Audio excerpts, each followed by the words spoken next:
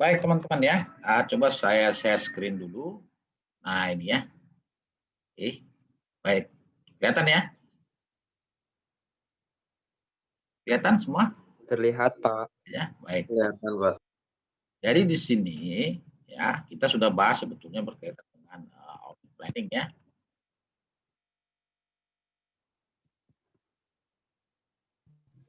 Nah ini ya, jadi tahapan audit itu pre-plan, kemudian planning, field work, dan tahapan penyelesaian atau completion.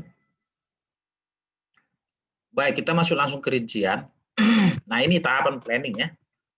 Tahapan planning itu yang pertama kita udah bahas ya. Jadi sebelumnya pre-plan, kemudian planning. Ada namanya understanding client business ya. Kemudian understanding accounting process ya. Kemudian nah ini understanding struktur pengendalian internal ya, atau internal control ya. Understanding internal control daripada suatu perusahaan. Baik, tujuannya apa ini ya, teman-teman ya? Ini nanti untuk menentukan namanya control risk ya, control risk. Nah, apa itu control risk ya? Coba Yohanes Kurniawan, apa yang Anda ketahui tentang control risk?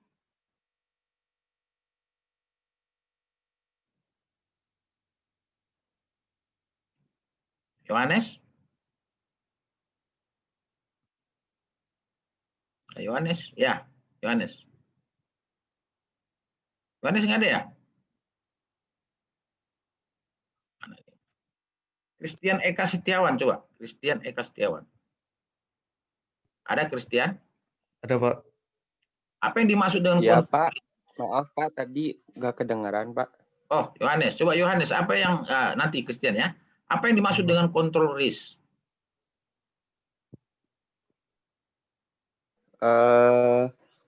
Kalau nggak salah, Pak, kayak resiko gitu, Pak. Resiko kalau misalkan ada terjadi kayak kejadian salah saji dalam laporan keuangan gitu, Pak, di itunya.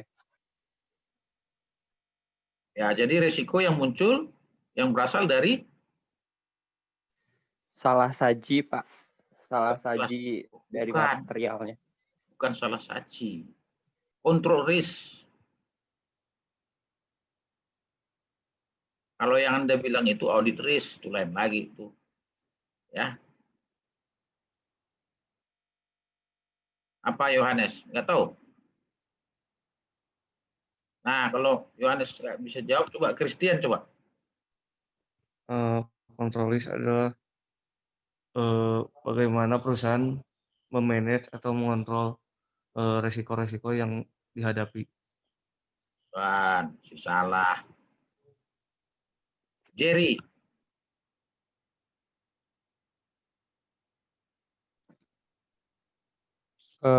Resiko yang timbul karena salah saji tidak bisa dicegah oleh perusahaan, Pak. Masih salah.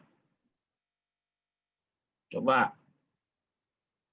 Fiorin mana Fiorin? Iya, Pak. Nah, coba jawab Fiorin. Control risk itu dari lemahnya kontrol perusahaan, Pak.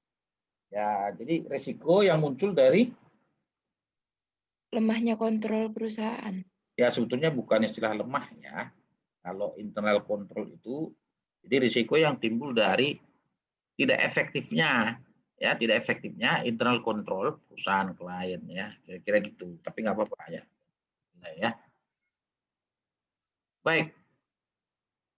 Nah, jadi kalau kita bicara terkait dengan internal control, maka kita akan bicara mengenai audit risk. Ya, kenapa saya bilang seperti itu? Kita kan sudah pernah bahas juga ya. Sebentar ya, coba saya.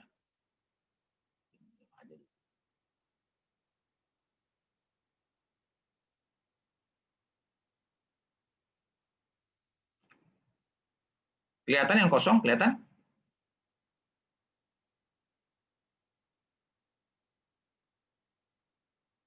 Ya, kelihatan nggak? Program audit, Pak, kelihatan. Ya, AR sama dengan IR kelihatan ya? Enggak ada, Pak. presentasi yang PowerPoint yang program audit. Oke.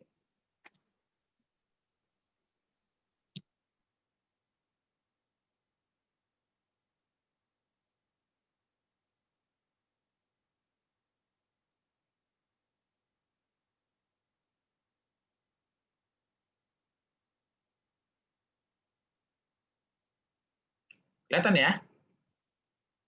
Baik, jadi ini kan rumusnya ya. AR sama dengan IR kali CR kali DR ya. Baik, ini kita apa namanya? Kita assess ya pada saat perencanaan audit ya. Jadi audit risk itu adalah tidak terdeteksinya salah saji ya dalam suatu penugasan audit. Inherent risk adalah, nah Adina apa inherent risk? Adina, Clarissa.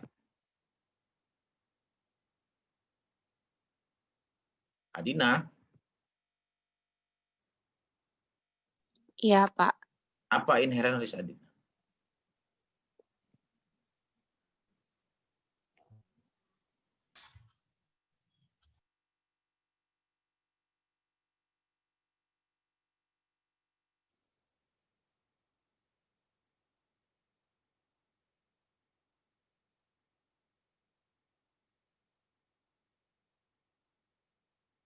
Mana Adina?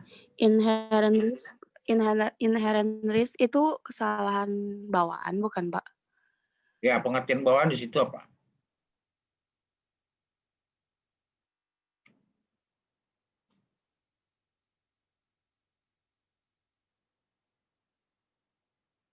Apa? Pakai bahasa sendiri aja, nggak usah dihafal.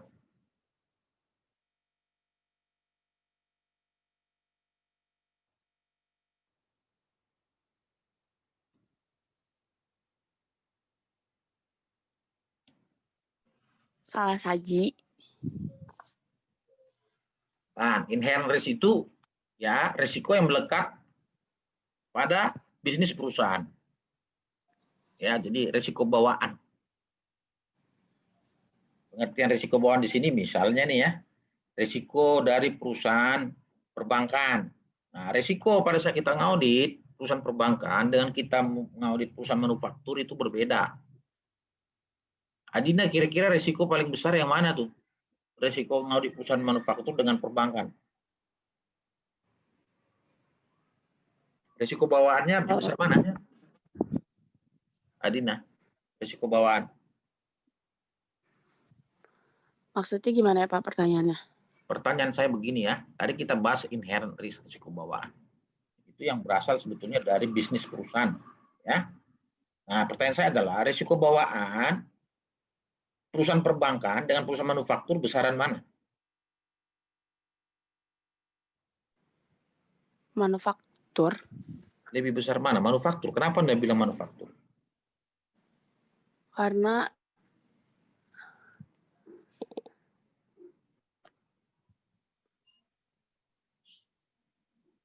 dari pihak perusahaannya bisa ngerubah-rubah sendiri atau mungkin melakukan fraud gitu. Jadi jawabannya adalah ya yang lebih besar risikonya adalah perusahaan perbankan bukan manufaktur. Kenapa? Nah, karena perusahaan perbankan itu sangat liquid aset-asetnya kan. Isinya kan uang semua, jadi gampang ditilep. Ya. Kalau Iya, Pak. manufaktur, ya kan, ya nilepnya kan paling persediaan kan juga bawanya juga susah. Nah, ya, jadi kalau makin banyak aset-aset liquid di suatu perusahaan, maka risikonya akan makin tinggi. Ya, ini itu contoh daripada inherent risk. Kemudian control risk ya, control risk. Lemahnya internal control atau tidak efektifnya internal control itu mengakibatkan control risk yang tinggi. Ya kan? Sehingga di sini auditor pada saat dia melakukan perencanaan audit, dia harus mengakses, ya, mengakses sejauh atau sebesar apa control risk perusahaan kliennya. Sedangkan detection risk adalah risiko ya tidak terdeteksinya salah saji. Nah, detection risk ini melekat di auditor. Sehingga kalau kita perhatikan ya, coba kalau kita perhatikan di sini, nah ini sebetulnya udah pernah saya jelasin ya.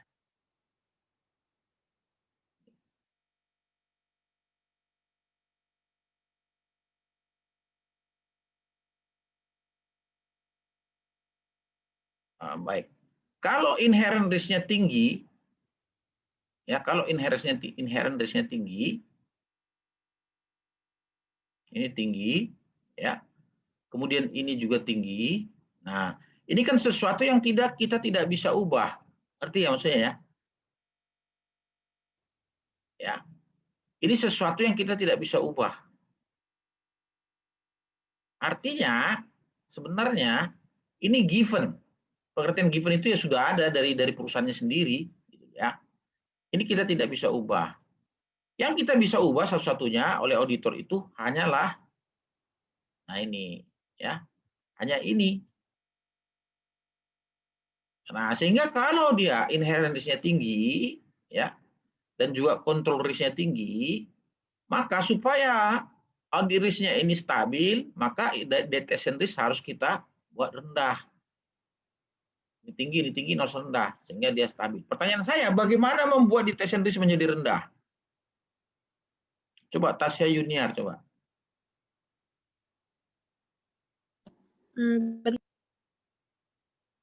Tasya, masih di mute Tasya? Iya, Pak. Nah, coba jawab Tasya. Bagaimana kita sebagai auditor agar mampu menekan detection risk?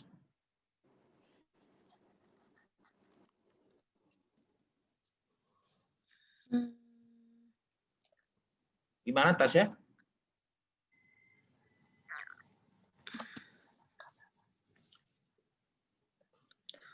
Bentar.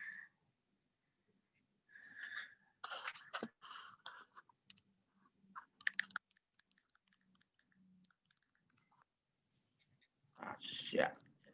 Ya gimana? Coba. Saya Yuniar. Ini saya nilai loh ya, saya tanya begini, sekarang saya nilai, saya kumpulin nilainya. Pak, diulangin lagi dong, Pak. Ya, Tadi putus-putus. Ya, apa upaya Anda, Tasya, agar Anda sebagai auditor sekarang, apa upaya Anda agar detection risk itu bisa ditekan? Oh, bisa apa, Pak? Bisa ditekan.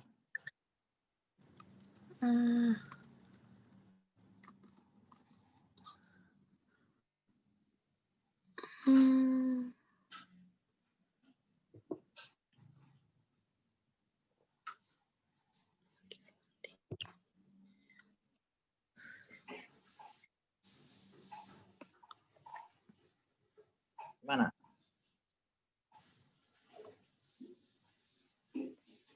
Nggak bisa jawab ya? Baik, ada yang bisa jawab nggak? Silakan, saya kasih nilai. Ya, ada yang bisa jawab, silakan saya kasih nilai. Untuk dengan memperdalam prosedur audit, bukan? Nama dulu, nama. Namanya Fiorin, Pak. Namanya Fiorin, sebentar ya. Kasih. Jawabannya gimana Fiorin? Dengan memperdalam prosedur audit, Pak. Ya, jadi jawabannya dengan memperdalam prosedur audit. Itu jawabannya. Bagaimana kita memperdalam prosedur audit, Fiorin? Mungkin dalam misalnya dalam melakukan mencari bukti-bukti gitu, Pak. Dia berarti lebih rinci lagi gitu, Pak. Ya, lebih rinci, sampel dibanyakin kan gitu. Iya, Nah, Pak. itu. Jadi kalian belajar itu jangan membaca ya, pakai logik, pakai nalar, pakai analisa, dipikirkan dulu gitu ya. Saya paling benci banget kalau ada mahasiswa itu senangnya menghafal ya. Buku ada di buku enggak? Ya enggak semuanya ada di buku. Kasusnya diputar-putar yang ada di buku ya. Nah, itu pakai nalar berpikir ya. Itu. Saya juga waktu mahasiswa dulu paling benci kalau ada dosen itu nyuruh saya itu menghafal. Saya bilang buat apa menghafal? Ya. Emang mau liturgi Natalan? Ya. Kalau dulu kan di kampung saya itu kalau orang liturgi Natalan anak-anak itu disuruh hafal ayat. Ya, yang nggak perlu dihafal, yang penting memahami maknanya, memahami konsepnya, filosofinya kan gitu. Nah, itu cara belajar yang benar ya. Itu. Baik, inilah dia korelasi antara AR ya dengan CR, dengan DR, dengan IR. Jadi ini semua kita taksir. Jadi ini ya, DR ini pada saat kita tentukan, oh ini kan tinggi, ini tinggi harus rendah. Maka kita perbanyak sampel, perdalam pemeriksaan, kayak kata Fiorin tadi ya. Nah, DR ini akan mempengaruhi program audit. Jadi kelihatan di dalam program audit kita. Nah, program audit kita itu akan kelihatan detail, sangat detail, sampelnya banyak sekali. Itu efek daripada analisa DR ini. Ya, kira-kira gitu. Bisa ya? Baik. Namun kalau seandainya IR-nya tinggi, Pak, tapi CR-nya rendah, artinya internal kontrolnya bagus. Nah, maka DR-nya mungkin bisa nggak usah terlalu dalam, bisa. Nah, inilah korelasinya antara IR, CR, dan DR. Ya, semuanya kita tentukan dalam melihat seberapa besar audit risk. Apa itu audit risk? Risiko tidak terdeteksinya salah saji. Ya, jadi setiap penugasan audit mengandung namanya risiko. Ya, baik. Sekarang kita fokus yang CR ini. Ya, coba saya stop screen. Saya tidak tahu ya, apakah kalian sudah download belum materi yang saya baru upload tuh? Sudah, Pak. Sudah, Pak. Sudah ya, tadi saya uploadnya jam berapa tadi? Jam 3 subuh atau jam 4 subuh? Materinya baru saya update lagi ya.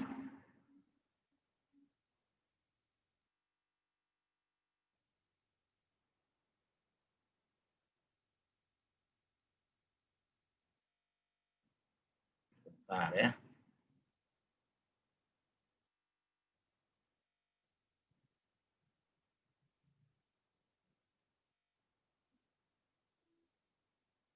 Baik, kelihatan?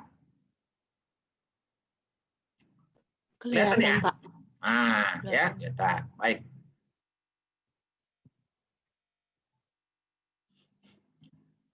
Baik, jadi kita harus pahami internal control perusahaan itu. Apa itu internal control?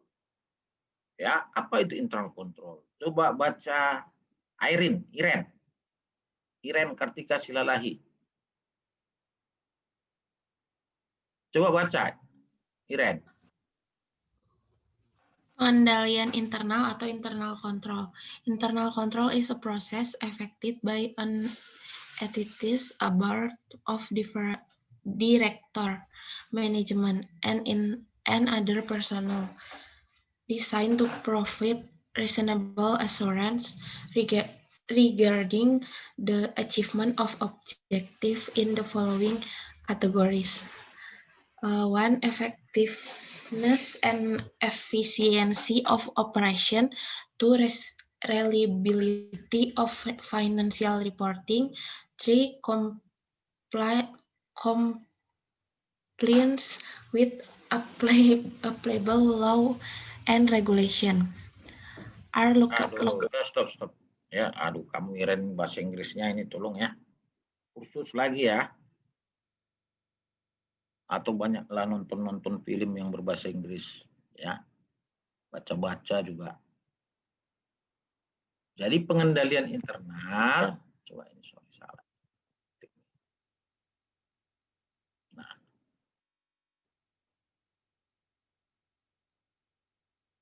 apa itu pengendalian internal ya? Pengendalian internal itu adalah proses affected yang dipengaruhi oleh the entities board of directors, management, and other personnel, designed to provide reasonable assurance. Yang didesain untuk apa? To provide, untuk menyediakan reasonable assurance. Nah, apa itu reasonable assurance? Untuk menyediakan suatu keyakinan yang memadai, ya, terkait dengan apa? Terkait dengan pencapaian objektif, ya, berdasarkan kategori apa? Nah, efektivitas dan efisiensi daripada operasi perusahaan. Reliability of financial reporting, keandalan laporan keuangan. Compliance, ketaatan terhadap peraturan perundang-undangan dan regulasi. Nah, itu kira-kira gitu ya. Inilah internal control. Namun kalau kita ngaudit, kita sebetulnya lebih fokus ke yang nomor 2. Kenapa nomor 2? Lah, kita kan ngaudit. Objeknya kan financial reporting. Ya. kira-kira gitu. Baik, itu definisi saya ambil dari ini sebetulnya ya, Black's Law Dictionary. Baik, sekarang coba ambil dari Arendt Lubecker ya, coba. Arendt Lubecker. Ini bacanya bukan Lubeck ya, Lubecker ya, karena itu nama ini kalau saya ya, nama yang biasa di dalam bahasa Jerman ya. Calvin Erliasta, coba Calvin. Anda baca coba. Iya, Pak. Dibaca. Arrange lockable et al. A system of internal control consists of policies and procedures designed to provide management with reasonable assurance that the company achieves its objectives and goals. Ya, jadi a system of internal control. Jadi internal control itu meliputi apa katanya? Kebijakan dan prosedur yang didesain untuk memberikan manajemen suatu keyakinan yang memadai bahwa perusahaan mencapai tujuan dan ya objektifnya ya, kira-kira gitu. Jadi sebetulnya ini ya, internal control itu semacam ini, apa namanya itu, kalau kita pergi ke mendaki gunung itu semacam kompas. Jadi kompasnya kelihatan kita masih di track yang benar nggak. Nah, perusahaan gitu, yang dilihat dengan internal control, apakah perusahaan itu masih sesuai nggak dengan objektif dan goalnya dan tujuannya, kira-kira gitu. Ya, jangan sampai melenceng. Itu ya. Baik. Nah, itulah internal control ya. Baik. Internal control itu yang efektif apabila kita, nah, ada pemisahan fungsi. Saya udah pernah jelaskan juga ini kan. Pemisahan fungsi minimal 3, tapi di sini supaya lebih lengkap dikasih 4. Ada namanya custody, authorizing, recording, dan controlling. Jadi dalam 4 fungsi ini jangan dikerjakan oleh orang yang sama. Harus dikerjakan oleh orang yang berbeda. Sehingga ada pengendalian, ya, sehingga ada internal check, saling ngecek, ya, kira-kira gitu. Custody dan recording nggak boleh digabung, dia yang nyatet, dia yang nyimpan barang, nggak bahaya itu kan. Sama yang authorizing, ya, orang yang mengotorisasi juga tidak bisa juga pegang catatan atau tidak juga bisa megang barang. Semisal begini, orang gudang merangkap sebagai sales. Nah, orang sales itu fungsi apa itu? Fungsi apa, Tamara? Orang sales.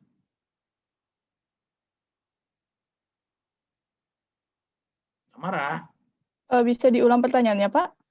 Ya, pertanyaan saya adalah, kalau orang yang bekerja di bagian sales itu, orang sales itu fungsi-fungsi apa itu? Dari keempat ini.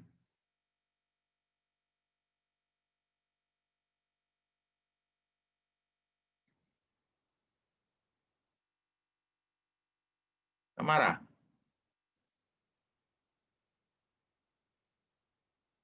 Bagian sales, Pak? Ya.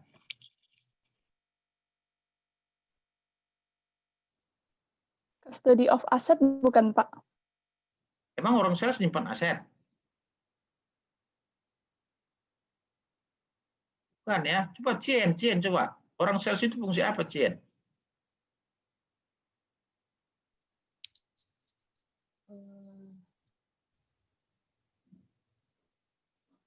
Cien?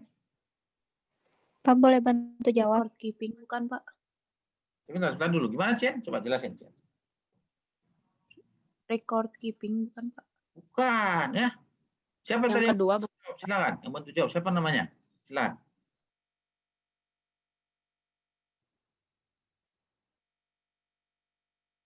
Halo, siapa yang mau bantu jawab tadi? Silakan. Nama. Gak jadi. Adina Clarissa. Coba Adina Clarissa, coba. Authorization of transaction bukan, Pak? Iya, kenapa Anda bilang authorizing? Karena kan itu bagian sales, bagian penjualan. Otomatis dia punya wewenang sama otoritas dia buat jualin itu barangnya. Kalau Ya, menurut saya. gini ya, untuk mengotorisasi barang keluar bukan orang gudang, tapi orang sales. Makanya dibilang ada sales order. Nah, orang gudang itu custody. Jadi tidak boleh orang sales merangkap orang gudang, bahaya. Ya, orang gudang nggak boleh mengeluarkan barang, dia hanya tugasnya nyimpan saja. Nah, dia boleh mengeluarkan barang atas perintah pihak-pihak yang memegang kendali atas authorizing. Kira-kira gitu. Demikian juga orang sales nggak boleh merangkap sebagai counting. Kenapa? Bahaya. Dia yang authorizing, dia yang recording. Fungsi recording hanya ada di counting ya, kira-kira gitu. Baik, sampai di sini ada ditanyakan, mungkin silakan.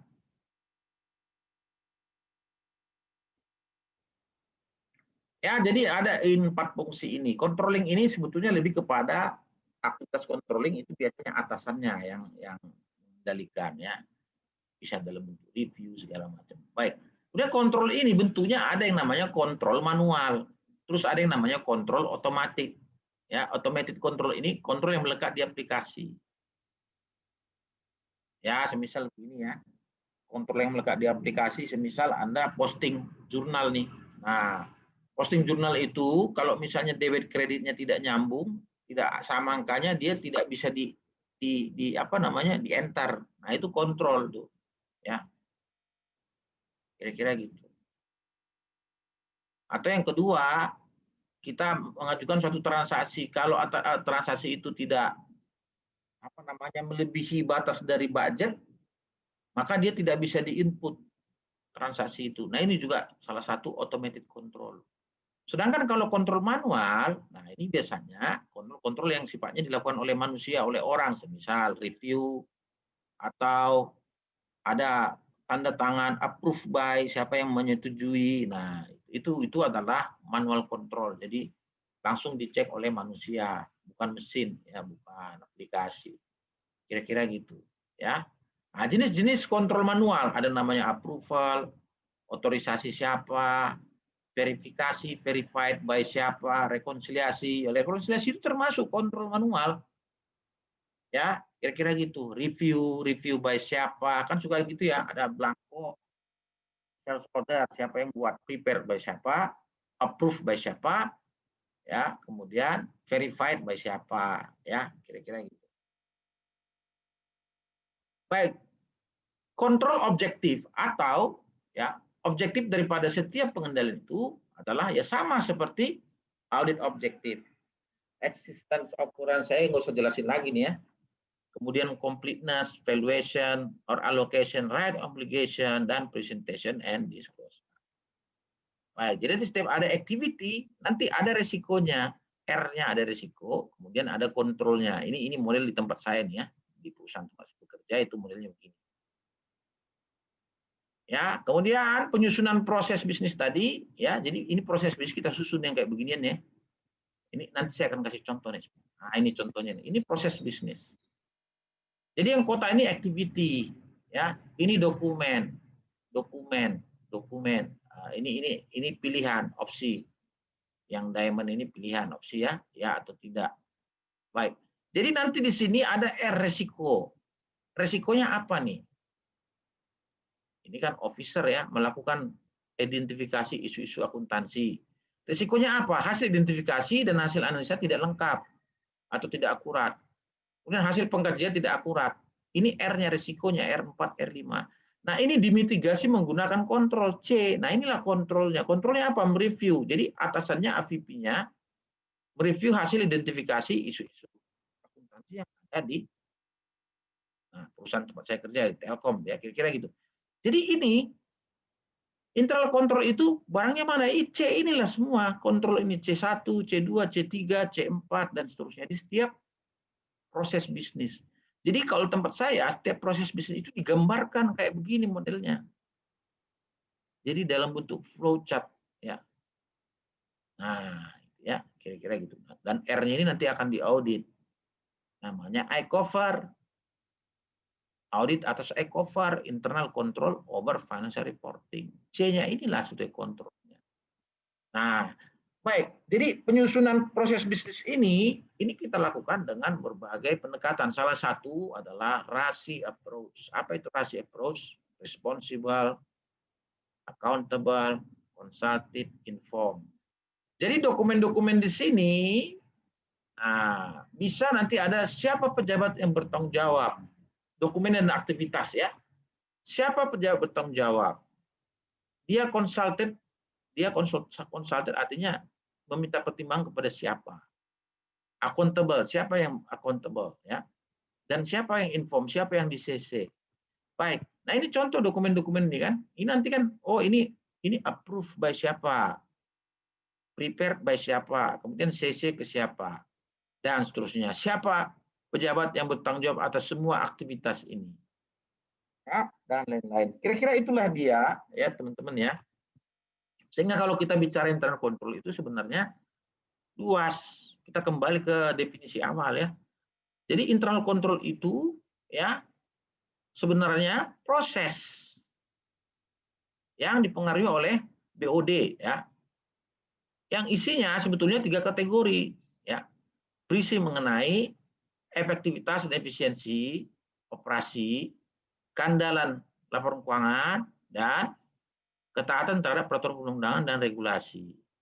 Ya, dalam hal audit, maka kita cek ya internal control, proses-proses yang berkaitan dengan financial reporting. Artinya, sejauh mana proses itu bisa menjamin bahwa laporan keuangan ini telah andal, telah bebas dari salah saji. Nah, internal controlnya ini yang kita cek. Ya, bagaimana melakukan input atas memo jurnal dan seterusnya. Ya, siapa yang mengecek? Ya. Nah, pada saat kita melakukan tes ini, kita akan melakukan namanya walkthrough. Ya, pernah dengar istilah walkthrough ya, walkthrough. Ya, jadi kita rekonstruksi proses itu. Mulai dari mana prosesnya? Misalnya siklus penjualan. Nah, mulai dari sales order diterbitkan sampai kemudian barang dikirim keluar dari gudang. Kira-kira gitu. Nah, ini kita walkthrough. Sejauh mana dia komplain dengan apa yang digambarkan. Oh, mulai dari mana? Oh, dokumen sales order. Siapa yang menerbitkan? Siapa yang mengapprove? Sampai kemudian bukti pengiriman barang. Dokumen pengiriman barang kepada pelanggan. Nah, ini kita cek semua. Comply nggak dia? Nah, kalau comply, maka kita bisa nilai bahwa oke, siklus penjualan internal control-nya telah efektif. Dan seterusnya, dan seterusnya. Sehingga nanti kalau kita lihat, oh ini Pak, ini siklus penjualan efektif. Nah, maka di sini mungkin DR-nya bisa nggak usah terlalu dalam ditekan di test and risk-nya. Mungkin kita menggunakan prosedur yang normal atau yang standar. Kira-kira begitu semua ya teman-teman ya. Baik. Ada pertanyaan sampai di sini mungkin silakan. Silakan kalau ada pertanyaan.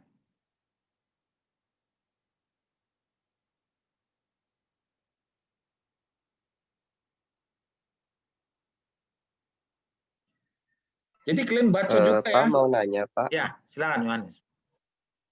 Kan tadi Pak, pertama-tama tuh kita ngitung buat audit risk ya Pak. Itu kalau misalkan inherent risk sama itunya tinggi, kita bisa tekanin si DR-nya kan Pak ke bawah. Nah itu itu tuh kita tahu itunya nggak Pak, kayak skala normalnya kalau misalkan kita ngaudit si audit risk-nya tuh ada di skala berapa sampai berapa supaya normalnya Pak? Baik, biasanya gini, dia ada beberapa, ada yang bikin skala, tapi tergantung KAP-nya sih, ya tergantung KAP-nya. Tapi pada umumnya banyak orang, banyak KAP, masuk KAP asing, yang membuat skalanya itu sifatnya kualitatif. Semisal begini ya, nah skala itu dia bikin misalnya kontrol risk ini apa? Oh kontrol risknya ini adalah misalnya low, medium atau high. Udah cukup 3 skala itu. Kira-kira gitu. Ada yang agak bikin 4 ya. Misalnya low, medium, rather high, very high. Ya silakan. Nggak ada masalah. Ya. Jadi once dia CR-nya high, kemudian inherent risk-nya high, ya maka detection risk Anda harus low. Ya jangan dibikin high juga ya gawat. makin kolaps auditnya nggak jelas tuh. Ya, kira-kira gitu. Nah, sebetulnya ini adalah pemodelan alur pikir. Ya, antara satu variabel dengan variabel lain. Bukan sesuatu yang harus dihitung, bukan. Tapi korelasi analogi. Jadi gini, analoginya gini. Kalau inheritance tinggi, ya, kemudian control risk tinggi, janganlah pula Anda bikin detection risk yang biasa-biasa saja. Ya, kalau inherent risk tinggi, control risk tinggi, maka detection risk itu harus sangat rendah sekali. Nah, bagaimana supaya sangat rendah sekali? Ya, pikirkan sendiri. Apakah sampelnya diperbanyak? Apakah auditnya lebih mendalam, in-depth, ya kan, lebih mendalam. Ya, apakah ada prosedur tambahan dan seterusnya? Silakan dikembangkan. Kira-kira gitu, Yohanes. Jelas, Yohanes? Ada mungkin yang masih belum jelas? Silakan. Oh iya Pak, udah Pak. Makasih Ya, Pak. Jadi pertanyaan Yohanes bagus ya. Pertanyaannya, kasih nilai pertanyaan bagus ya. Ada lagi pertanyaan yang lain? Silakan.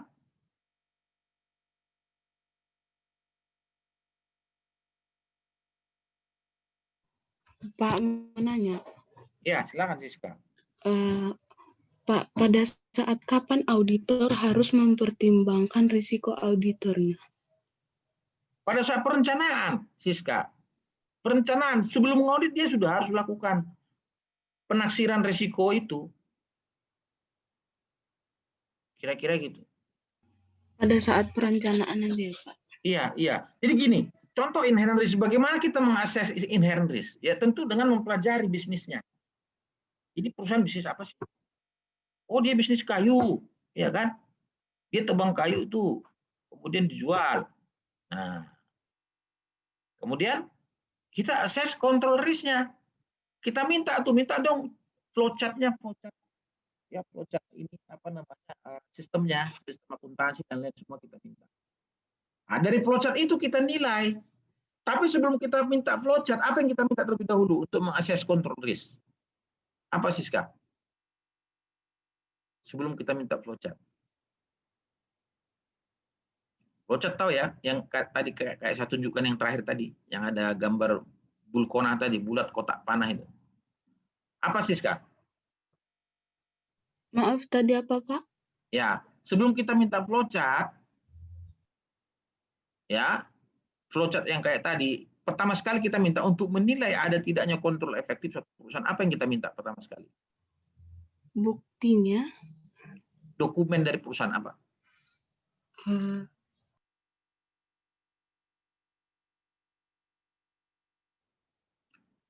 Yang kita minta adalah, ada yang bisa bantu silakan.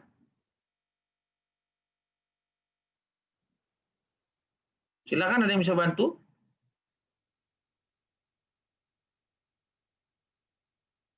Yang udah dapat nilai juga nggak apa-apa ya. Biar nanti saya tambah lagi nilainya. Ada yang bisa bantu? Pertama sekali yang kita minta adalah apa?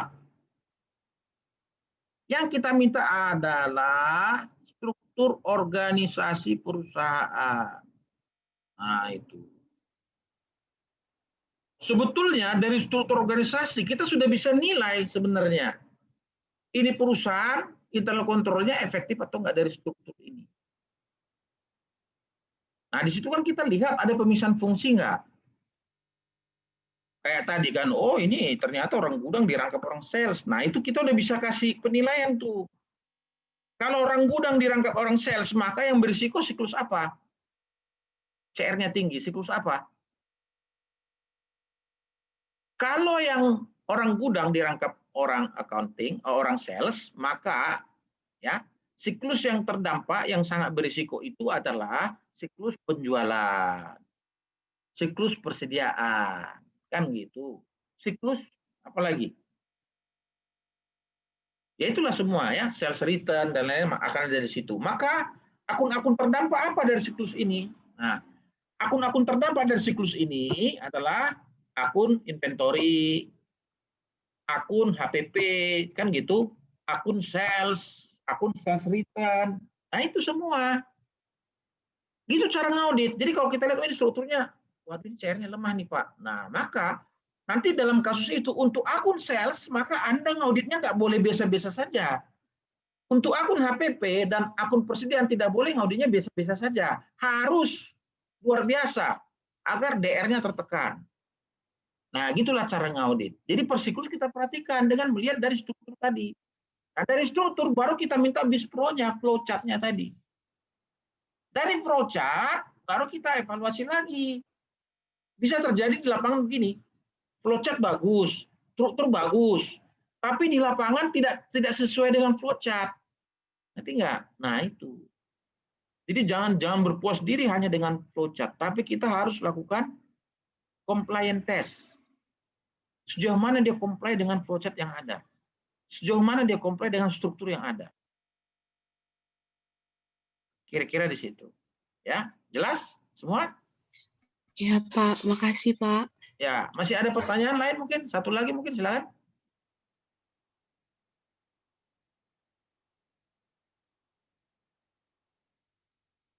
Nggak ada pertanyaan?